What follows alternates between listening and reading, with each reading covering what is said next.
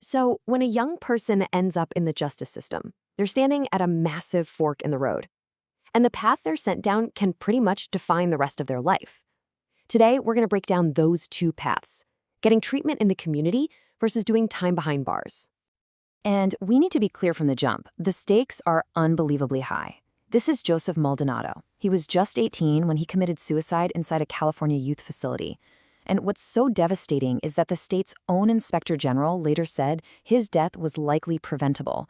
It's a tragic, sobering reminder that the choices made within the system are quite literally a matter of life and death.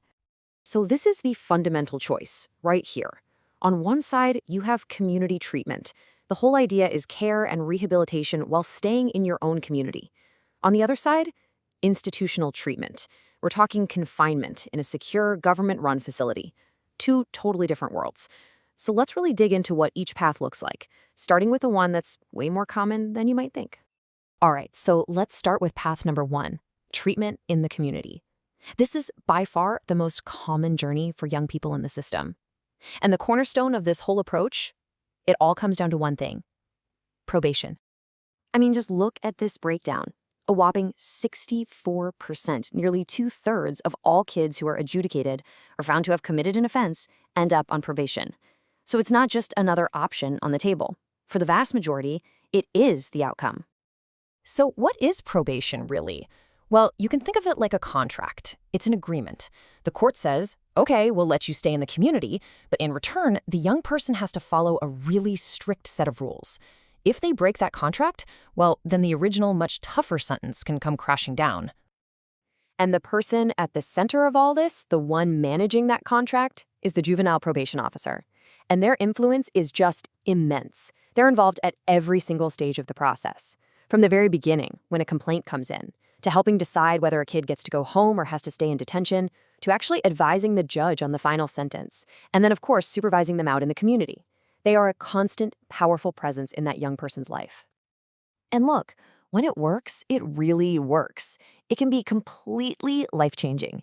Take the example of Karen's story from our source material. She was 16, facing a bunch of charges. Things weren't looking good. But through a mix of house arrest, really intensive supervision, and therapy for the whole family, she was able to completely turn her life around. It's just a powerful reminder of what's possible when community treatment has the resources it needs. But community treatment isn't always the path that's chosen. So what happens then? Well, now we're going to explore that other fork in the road, life inside a secure correctional facility. So get this, on any given day back in 2013, there were over 54,000 young people locked up in residential placement across the country. To put that into perspective, that's enough to fill a Major League Baseball stadium. Now, that number has gone down since then, thankfully, but it's still just a staggering figure to think about. And this next point, this highlights one of the most urgent and deeply troubling issues in the entire system, racial disparity. The custody rate for African American kids is more than 4 times higher than it is for white kids. And the source material is clear. This isn't just about who gets arrested more. It often boils down to decisions made way earlier in the process, like whether to detain a kid before their hearing or what kind of lawyer they get. And once inside these facilities, a harsh new reality takes over. There's this inmate social code that develops, where survival often means you have to exploit other people and you definitely don't trust the staff. And these challenges can be even worse for girls, who often face more restrictive rules and have access to fewer programs for things like education or job training. Now, there is supposed to be a check on the system to prevent this from being the default option.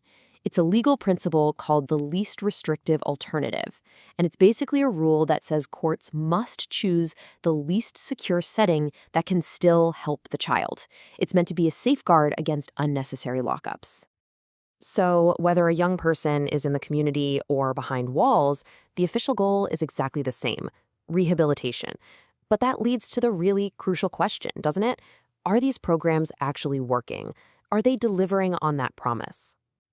This is it. This is the million-dollar question for the entire juvenile correction system. After all is said and done, do these interventions actually stop a young person from committing another offense down the line? And thankfully, we're not just guessing here. We have a lot of data on this, and what it shows is pretty clear. Programs that focus on teaching real-world skills, how to manage your anger, how to talk to people, how to solve problems, those have consistently positive effects. But other things, like wilderness camps or scared straight type programs, they show weak or even no effect on recidivism. So the big takeaway is that how we try to help these kids matters a lot. And you can really see the impact of these effective programs in personal stories, like Michael's. He was 15 years old, part of a culinary arts program in a detention center, and what he said is so simple but so powerful. Sometimes you get frustrated, but you have to not give up. It just shows that giving a kid a real, meaningful skill can also give them a reason to hope. Of course, the story doesn't end when the sentence is up. For those kids who were locked up, just returning to the outside world is a massive challenge in itself. And this whole next phase is all about what we call aftercare and reentry. You know, when we hear the word reentry, we might just think about the day a person walks out the gates. But it's so much more than that. It's this whole process that's supposed to start before they're released, with planning, and continue long after they're out with support services back in their community. And modern approaches, like this intensive aftercare program model, are really trying to get this right. And the key insight here is that it's not just about focusing on the kid. It's about working with their family, their school, their potential employers, their entire support system. It's a holistic approach that understands that for reentry to be successful, the whole community has to be involved. And this really brings us to the biggest, most fundamental question of all. After looking at these two paths, at the data on what works, at the huge challenges of reentry, we have to step back and ask, what are we actually trying to do here? Is the true purpose to rehabilitate and restore these young people, or is it at the end of the day just to punish them? The way we answer that question is going to define the entire future of juvenile justice.